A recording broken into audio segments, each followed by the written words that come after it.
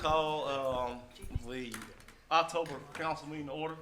We'll start off while welcoming everyone with our ask Mr. Woods if he will lead us in prayer, followed by our pledge. Let us stand, please. Our Father in heaven, again, we thank you now for this opportunity just to bow before your presence. We thank you again for allowing us to come together about city business. We thank you, oh God, for this beautiful city, dear Master, that you're just so blessed. And dear Master, we ask that you continue blessing our mayor and our council, continue blessing all of our department heads. And dear Master, we ask that you will bless each workers in our department. Thank you, oh God, for keeping them safe. This we pray in Jesus' name. Amen. Face the flag with me. I pledge allegiance To the flag of the United States of America and to the republic for which it stands, one nation, under God, indivisible, with liberty and justice for all.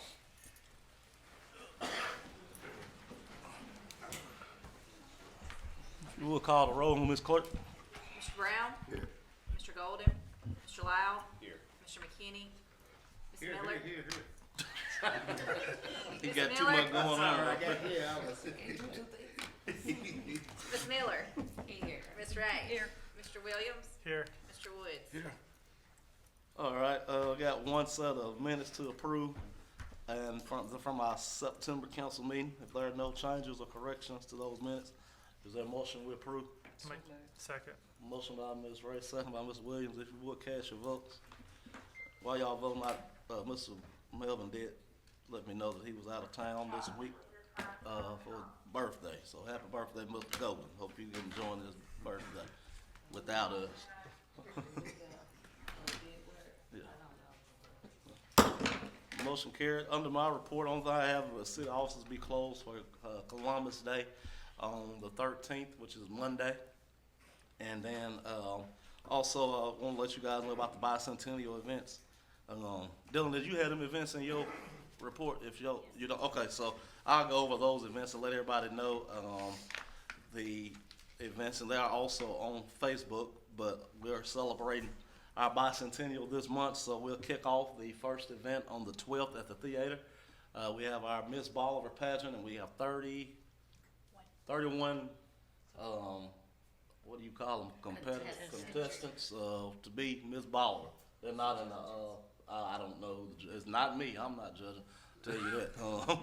31 opportunities to make, 30 opportunities to make somebody mad, so, but Miss Amber Moore, she does the Forest Festival pageant, and she's helping put that together. So y'all come out to the theater for our Miss Bolivar pageant at 4 o'clock on the 12th. On the 18th, we'll have our bicentennial gala. The social hour will start at 6 and the gala will start at 7. If you guys, if you would, please get with Ms. Carabell to let her know if you'll be able to attend. We'd like all the council members and spouse or family members to come to that on the 18th. And that 18th will kick off the week of events. The 19th, we'll have a community worship on the square at 6 p.m. So we'll encourage everyone to come out to that. On the 20th, that Monday, we'll have a mini hee-haw show at 7 p.m. on the square. And then on that Tuesday, we'll invite everyone to come here. We'll be having our community birthday celebration. We're going to have, what we doing, hot dogs and cake and ice cream. Mike's grilling, so y'all come out. And I want y'all, everybody in Bolivar come out so we can make Mike do some work that day. We will not run out of food, so I'll make that promise. So we make sure we do some work. That's Tuesday. That's Tuesday from 11 to 1. And then on that Thursday, the 23rd, we'll be spending that day with the schools. We'll start in the elementary school that morning and have a pep rally and talk to them about the history of Bolivar. And then we will go to the high school after lunch and have a pep rally with them. Band's gonna play and Mike's gonna grill again, so it probably won't be any hot dogs left in Sam's and Walmart around here when we get through. We'll be doing that that Thursday, so I'll give y'all, I'll have Carabell send y'all the times if any of y'all want to come to the pep rallies at the schools that morning. Then the middle school, they're gonna ship a bus, not ship them, I don't guess, bus the kids to the high school for their pep rally. And then the 24th, we'll start the barbecue blowout. We have more teams this year, more pro and more backyard teams. We've already made the amount of teams that we had last year, so we're looking for a big turnout for that. That'll be the Friday. We'll kick off with the luncheon, a mayor's luncheon, so y'all come out and eat with us, and then all the barbecue events will be, of course, the Friday and Saturday night. So we got a month-long worth of celebrating Bolivar. We got a whole bunch of, promotional items. I think I said it right. I said junk in the meeting this morning. Whole bunch of stuff with logos on it and T-shirts. I think it's a sheet going around.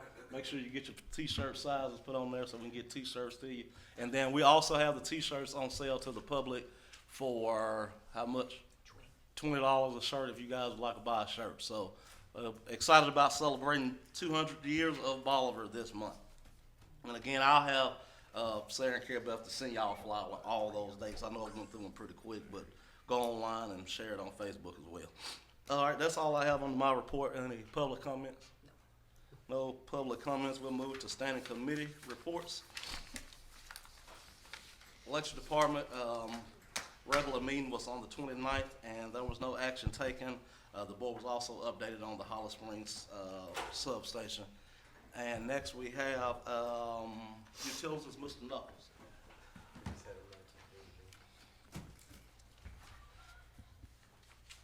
Good evening, Council, Mayor. Utility Board met last Wednesday, October 1st. We discussed as following, and we finally got the altitude valve completed on Lake Street water tank. Suncoast contractors will be in here starting Thursday to do our repair on our sewer lines. And then just found out today, obviously, gas prices are 67 cents. And also, we didn't mention this, but you all that attended last year might got an email. We got a Paradigm 811 meeting Thursday here at City Hall at 11:30. You're more welcome to come. If you didn't get an email, you can come in and sign up. It's going to be talking about 811, call before you dig, be a lunch served if you can make it. So y'all more than welcome to come Thursday 11:30 here at City Hall. Thank you, Mr. Knuckles. All right, Chief Price is off, was off last, he off, I don't know how long he off, but he's off, and you have his report, but I want to say good job to him. He put on the Tennessee Fire Chiefs Association meeting last week in Jackson, and they had a good turnout for that. So if you have any questions, reach out to me or Chief Price for that. Next, police, Chief Jones.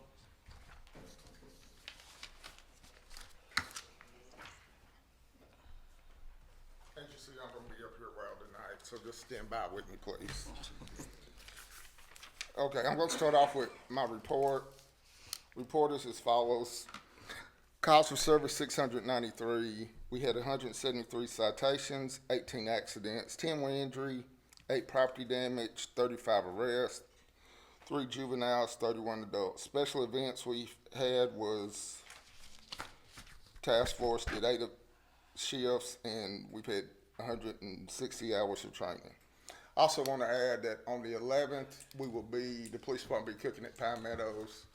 If you want to, just come out. We're going to cook for the residents there. That's also their community day. They're going to be doing face painting, different activities there for the employees and also the residents of the facility. Any questions before I move on?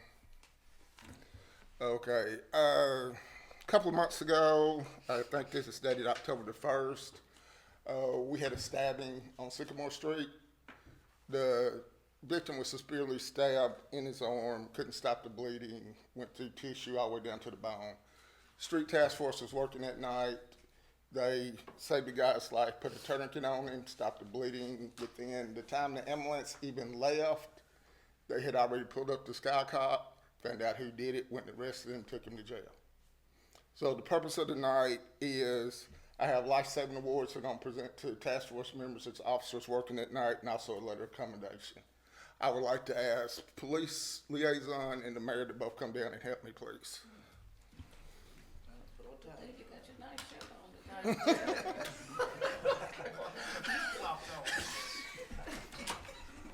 tonight. Just take it from here.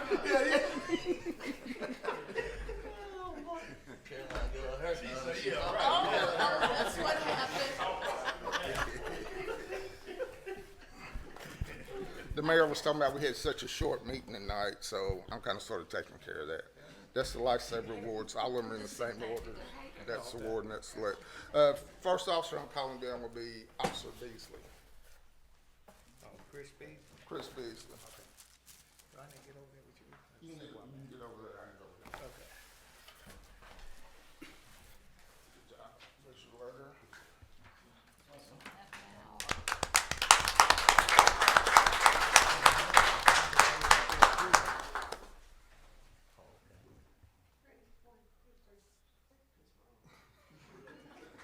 Next will be Officer Wood. He was actually Good job, working good that job. night. We got the original call with the task force. He wasn't on task force that night. He was just working the streets. It's my fault. I can't keep it all in my head.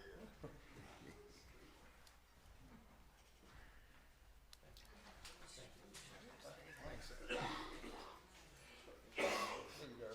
Yeah, there you go. Yeah, like a professional.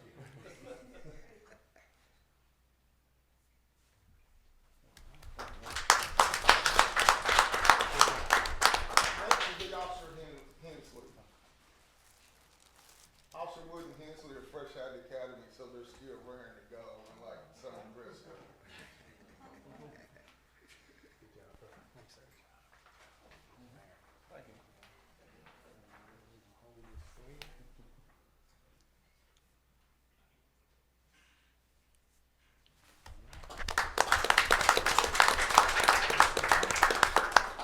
Lieutenant Justin Bryant. He's FBI task force, and he's also on our street task force, and he's one of our investigators. All the time up there at Federal Courthouse. Good job, bro. They didn't know why I was wanting them here tonight, and I wouldn't tell them. They thought they had to work security.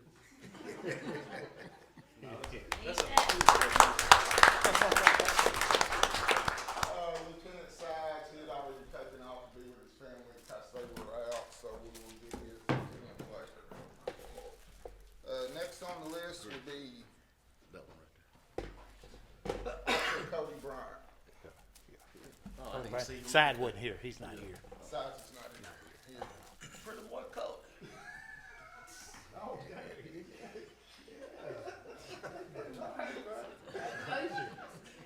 Where's he? He pretty. That was left. I said that. Well, I mean, Is that sexual harassment?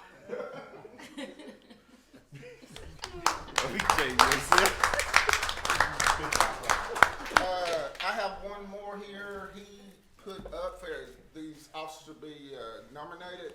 He did not want to take a nomination award for himself, but I figure if I make the mayor give it to him, he'd have to take it. Next would be Lieutenant Chris Wilkerson, who's over second shift.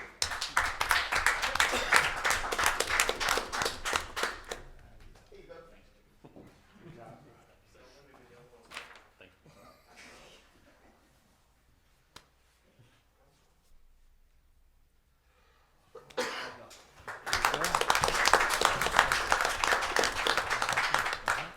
I would like to thank you for your time, and as I said, if you have time, come see us the 11th.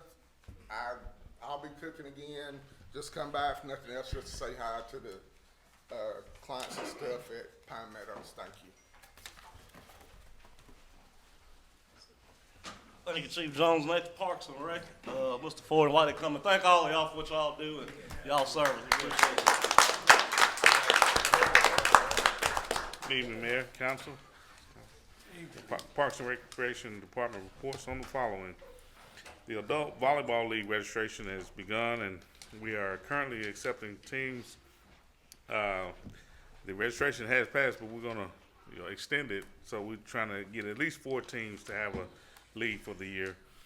So we don't have a deadline right now. We're just working to get some teams. Also, the park at Blossom will be getting basketball goals soon. City Youth Soccer League is currently going on. It's going well. We were supposed to play tonight, but we got a rain out. So it's been a couple of rain outs already this season. It was scheduled to end on the 16th, but we'll make some of those rain out dates. We'll make them up. And finally, there'll be a disc golf tournament at Pleasant on the disc golf course out there on November the 1st. So if you'd like to see that game, please join. And that's my report. And I forgot to mention, we have cornhole tournament during barbecue festival too, if y'all wanna get in there. What time we doing that Friday night? 7 o'clock, entry fee is? $10 per person, 20 a team. Alright, so if anybody wanna touch the cornhole skill. Oh, they do it that night, right? Yeah. Don't y'all sign up the night of. And then the prize is it 150, 200? I don't know what it is. Around that. Around that amount. And you'll make more money than what you started with. Alright. Thank you, Mr. Poole. I think they try to order the dough before they go.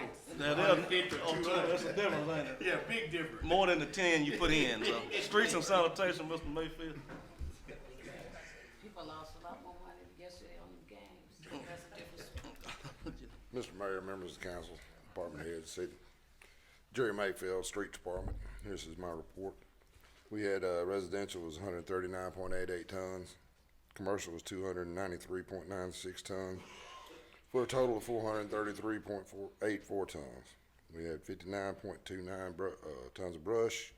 We're still doing our mowing. We cleaned up Hines Boulevard, which we're still trying to get that going better. And October is our bulky item pickup month. Thank you, Mr. Mayfield. Thank No tires, no demolition, no freon, and I think that's it, right? Yeah. Yeah, so, bulky item pickup, so put it on the curb and they'll come out and get it. And thank y'all again for the cleanup. I know we had been having calls on Hines for a while, and hopefully we trying to figure out a way to keep that up, so. Library, Ms. Becky? Good evening, Mayor and City Council. This is my report for September. We had $1,078.20 from donations, copies, fines, and faxes. We had 21 total programs with 151 in attendance, one passive program with 21 in attendance. Our estimated patronage count for the month was 798. We had 57 meeting rooms booked with 74 guests. Our total circulated items for the month was 1,366 with 292 computer users, 2,589 Wi-Fi users, 538 reads users. We had 31 history room visits with one microfilm reader. We had ILLs were 19 borrowed and 17 loaned. And I want to take a minute to say a special thank you to Hannah Thompson. We just brought her in as our Assistant Director, Program Coordinator, and since she's been there, we have had at least one, sometimes two programs every day from babies all the way to seniors. And my favorite that she just completed, she did a cursive club, had 10 kids every week, and they learned how to write their letters in cursive, they learned how to write their names and, short sentences, and she did a tremendous job. So if y'all have kids that are interested in that, she's doing it again in October. So give her a hand if you don't mind. Thank you, Ms. Becky. Thank you. Y'all keep up the good work on it. Compliance and zoning, Mr. Watkins. Okay, you should have a copy of my report. Good evening, everyone. Building consultations 10, permits written 2, building inspections 3, plumbing inspections 2, mechanical inspections 2, and courtesy notices issued 35. And we will have a short, I don't guess you can call it a slum hearing, automobile hearing after the council meeting tonight for those of you that are on that group. Thank you, Mr. Watkins. That's Mr. McKinnon, Ms. Ray, Mr. Williams. That's y'all. I know y'all excited to stay with me. Tourism and Development, Mr. Hill. Good evening. Happy Barbecue Festival and Merry Christmas. We are full swing on both of those. Thank you to Street Department as they started hanging up our banners for Bicentennial, and you'll see more and more start going up for that. And as Mayor said, that's going to be a long and busy week, but a lot of fun for the community and a good way to celebrate who we are as a community. Small Town Big Christmas, we start December 6th with the Christmas parade. So we'll be getting that save the date out tomorrow on Facebook to everyone. So if you will mark that down, December 6th at 6 o'clock will be the Christmas parade. And to continue the report this last month, we hosted a Timeless Treasures event, Lunch and Learn, on scam prevention with Centennial Bank. And again, we thank Centennial Bank for sponsoring that. And we're planning to do that once a quarter with different topics. Centennial Bank's going to come over and talk about different things with them in regards to banking and things to make sure that they've got set up and to avoid scams and things like that, and provide lunch. So we're excited about that. Met with Mayor and FEMA and Jerry talking about the Tate Road damage. Attended the grand reopening of Walmart, and met with representatives from YMCA regarding job placement assistance. So. Thank you, Mr. Hill. That concludes the standing committee reports. Didn't have old business. Starting under new business. First, I want to open the floor to Ms. Sarah Skinner from the Hardin County Health Department, our county's dementia navigator. I hope I said that right. Dementia navigator. Yes, all right. Thank y'all for having me this evening. Just wanted to tell you a little bit about the new position. I work through the health department. It's a state position. There's only 5 in the state, and I'm the only one in West Tennessee. There's 4 in East Tennessee, and my territory is Hardeman County. What I'm here to do is educate the public about Alzheimer's and dementia, when to get worried, what's the difference, and early detection. I'm working with the physicians and nurse practitioners one-on-one so that they can do brain health screenings. We do a diabetes screening and a blood pressure screening. So our push is to do a brain health screening too, so that you've got a baseline and you know yearly if it's changing or not. Because the earlier you detect it, the more you can do for it. There's medications. There is no cure, but there are medications and things that you can take to slow it down. So I'm working with them, and then the really cool part is I get to work with families one-on-one. I go into the homes and do a safety survey with them. I see what they need, respite care, what I can do to help them with the resources that I have. And then I sponsor different projects throughout the county. At the library, I'm doing Senior Sparks. You may have heard of memory cafes, but this is a time where the caregiver and the person living with dementia can come and we play games, we sing, we do different things. So I'm doing that at the Bolivar Library, Middleton Library, Grand Junction Library, and Whiteville Senior Center on different days throughout the month. So very excited about that. I got a grant, the county got a grant, and we got the bracelets. They're QR codes. They require no monthly fees, no batteries, no charging. When I go out to the home, I load the information. It'll be the emergency contact, the phone number, the person's name, date of birth. I am not putting addresses in there because I don't want the wrong person to get the address. But it will say that they have Alzheimer's, and it has their medicines and all of that. So if you find somebody with one of these, all you have to do is scan it, and it will get you their emergency contact, and you have to call them. I have educated the police departments and the first responders about that as well. So if they pull somebody over and they're lost and they don't know their name, all they have to do is scan this.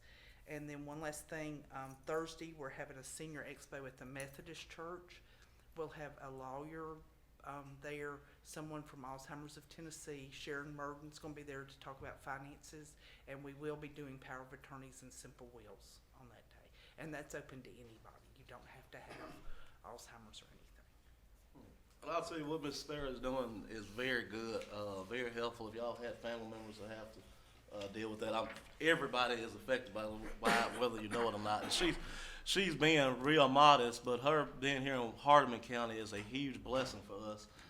And if you would share the goal, me and Mayor Pulse met with Sarah and the Health Department director, but there was a goal that you wanted to meet with the amount of people that you wanted to see, and share where you are with that. They asked us to have make 25 contacts this year. I started in February. We started seeing patients in April. I've had 28 referrals so far, and I'm following 20 of those. So it's real good, and let's make sure we support this program, because it's a 2-year grant. It was a 3-year grant. It's over in September of 2027. So if we can show the need, of course, like with everything, then we'll keep it going. So if you've got anybody that can use the resources, we're fixing library packs. It's just a backpack for things to keep those with dementia busy. It's got some little puzzles in it and busy boxes and paint and stuff, just a whole bunch of different things. And you can check them out of the library for a 2-week period, I think is what we decided, at a time, so they can take those home and give them something to do while they're sitting there, because they like to fidget. So that's Thank you so much for what you're doing. Like I say, y'all, let's make sure we support this program, so when it's time to re-up again, we can prove to the state that we need it and we're using it. So, thank you so much, Mr. Senator. If y'all need the contact information, we'll have it and forward it all to you.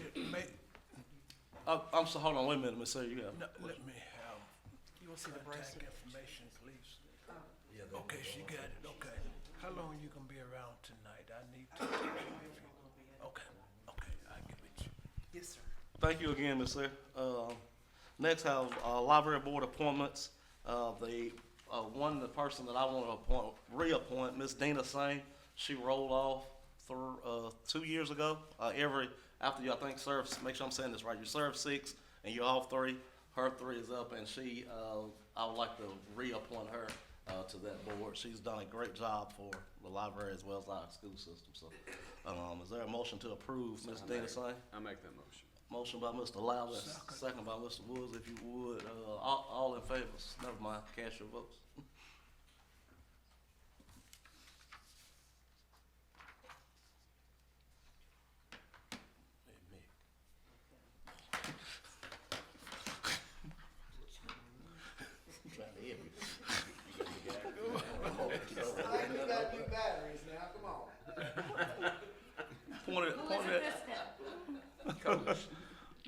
Motion carried.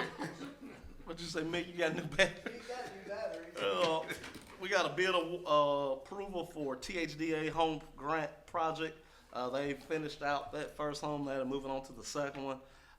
This home is on Blue Bonnet, I think. I don't know the address, but it was 2 bids. The first bid was for ACS LLC. That bid was for $101,500. The second bid was from The Right Choice. That bid was for $112,000. So the recommendation from Tom Skin from our Southwest Development District is to accept the bid from ACS LLC. What's the what is it? Is the budget? Yeah, I think it was a total of was it $1 million we got, or 500,000, something like that. Yeah, I mean and so they're just doing as many houses as that 500,000 spent. 500, I make a motion, we go with the lowest bid then. I have a motion by Mr. McKinnon to take the first bid from ACS LLC. Second by Ms. Miller. If you would cast your votes. Point them at Mick's computer.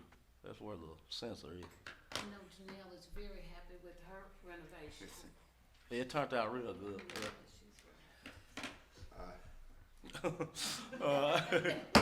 Motion carried. Then next we have the first reading of ordinance 25001, the occupancy tax. This is for the occupancy tax on tourism, on lodging and all of the hotels, short-term rentals.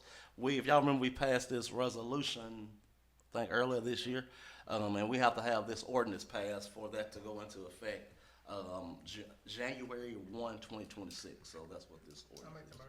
And I got a question. Yes, sir. I know you're saying something about short term, people that live there just, overnight or whatever. But do we have anything in here where I just see too many people that live, there we go. Got too many people that lives in hotels, and I just don't see they have to pay. Now I can get the people that staying overnight or 2 or 3 nights or whatever. That's a short term. But what about the long term rental units? What about that? Do we have anything in here that will help them anyway? Possibly. Well, this doesn't address that. No, short answer is no. This doesn't address that. It's just this is for hotels. Now, I don't know how they check, if they check in or check out or check in every week, or I don't know how those monthly or long. I don't know how how they rent that out. But the people that will be responsible for paying it are hotels, and that hotel is defined by what that definition is now by the state, so, but I think the answer to your question would be no, but I don't know that. What do we need to do to accommodate that, whereas people that's been living there for the long term, don't have nowhere else to live, kind of basically about homeless, really, to be honest with you. And that's what I want to help out, you know. The way they tell me they paying, there at that hotel is ridiculous. And do we need to come up with an ordinance to address that situation, or what? I just want to know what. I don't know that you're this. I don't know if we can do that by ordinance, because this is TCA code that's defining that hotel. I don't know if we can. I don't know if that's separated like that because it's a TCA code. So we're not going into that defining what the hotel is. And I understand what you're saying, because the point of it is to, you know, get the sales tax from the tourism, for tourism dollars of people that stand. I don't know that we have the authority on the local level here to separate the two. I don't. Maybe Kevin can answer that, but I don't know, because the hotel is just going to report to us their sales, and they'll pay 4% on whatever their weekly, you know, or daily sales are. So I don't really. Kevin, can you maybe? Yeah, the quick answer would be no, because it is defined occupancy based upon the definition of a hotel. Now, if the hotel, in theory, because there's always another argument, they could come up with some type of long-term lease. It may take them out of that definition, but I think that would be very difficult. That's the hotel owners can. Correct. Is that what you're saying? Yeah. Come up with a lease or something like that. Yeah, I'm assuming that's what you were But saying. it would be difficult for them to justify that to the state if it came down to it, mainly because they're a hotel. I stopped by there, y'all, whenever we went over this months ago, and I talked to the owner about it, and I'm sure that some of the families there, you know, are there because they have to be there. But a lot of it comes down to, like, there's no rental property. I mean, to be honest with you, like, there's no rentals just hanging around Bolivar. A lot of these people are paying $1,100-$1,200 a month to live there. I mean, we're not talking about rent that's $200 and $300 a month. Like, they're paying. It's very expensive. They're paying literally. It's expensive to be poor. Yeah, but they're paying $1,100 and $1,200 a month. You know, because like there's no rental properties. Like there's nowhere. I mean, Hines Boulevard, like it's all full. You know, so just food for thought. Because I actually stopped by there and I did ask because I do care. You know, obviously I ain't trying to tax people who don't have it. I see little kids playing Yeah. out there. Now they put a fence around it and everything. It's, Yeah. it's pretty sad. So, Yeah, Just- that's why I'm sorry. No, I didn't mean to cut you no, off. you're I'm okay. sorry. Go I ahead. was just going to just include that. No, I said I'm sure some of them are there because maybe they don't have another choice, but the rent's not cheap. Like it's you're talking about $1,100 to $1,400 a month. You know, it's $300 or $400 a week is what it ends up being. And they're not like sweets. No. No, they far from us. So by passing this ordinance, are we taking a chance on the owner raising the rent if this is passed? Well, he won't. I can't speak to what they would do, but they wouldn't. They just pass it on. The 4% is just passed on to the people that's renting the room. So pretty much it yeah, is raised. It is raised. So whatever their rate is, they just I don't expect them to do that, but I don't. Like I said, I can't really say that. I make a motion that we approve it. All right, I have a motion to approve ordinance 10-25-011. Is there a second? Second. Second. Motion by Ms. Williams, second by Ms. Ray. If you would cast your vote.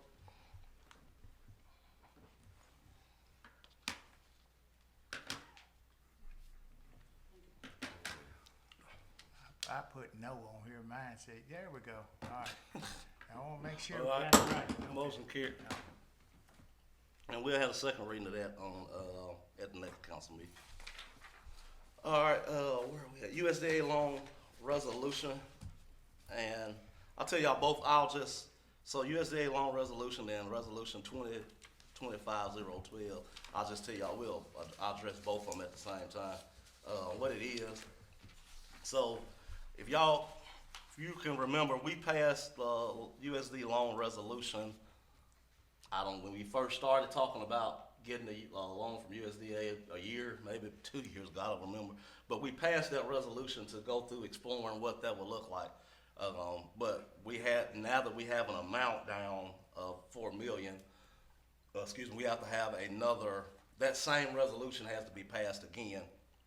That's actually from the USDA that lists the $4 million in there. So that's what the this one here, this loan resolution there, that's what that is with the $4 million, 0 cents in it. That came from USDA, so the resolution we passed was fine, but they had to have this one passed with the actual number in it. That makes sense. And then I go and tell you, the second resolution is by state law, anytime we get a bond or a loan, we have to pass a resolution authorizing the obligation bond not to exceed 4 million. So that's what these resolutions are, just another step in the process to get the USDA funding. Every time they tell us well, this is another step. I don't want to get on that soapbox. Every time they tell us we got everything, we get something else. But just Is this something that we can pass both of these? at we one can, or you time? can take a separate. I just didn't want to explain them, but they're both the same thing. So however y'all. I'll make wanna the do it. motion that we approve both of them. Second. All right, any question? If not, we have a motion to approve the USDA loan resolution as well as resolution 2025-012 authorizing the bond anticipation note. Any questions on that? All right, cash vote.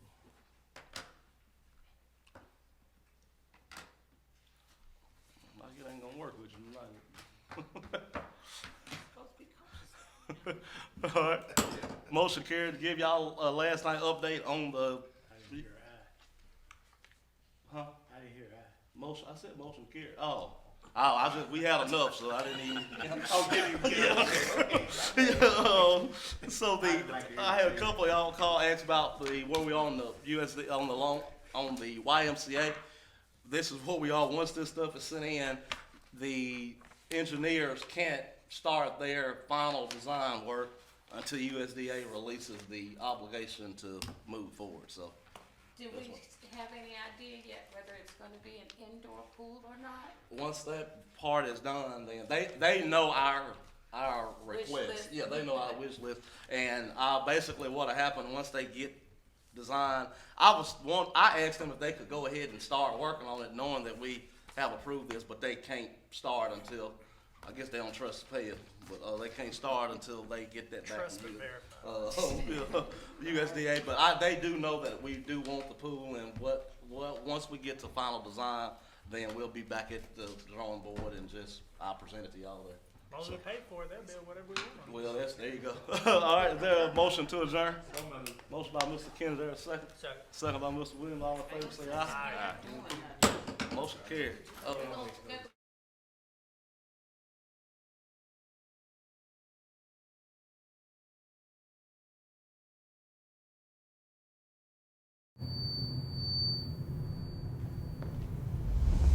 It's time to celebrate Bolivar's bicentennial.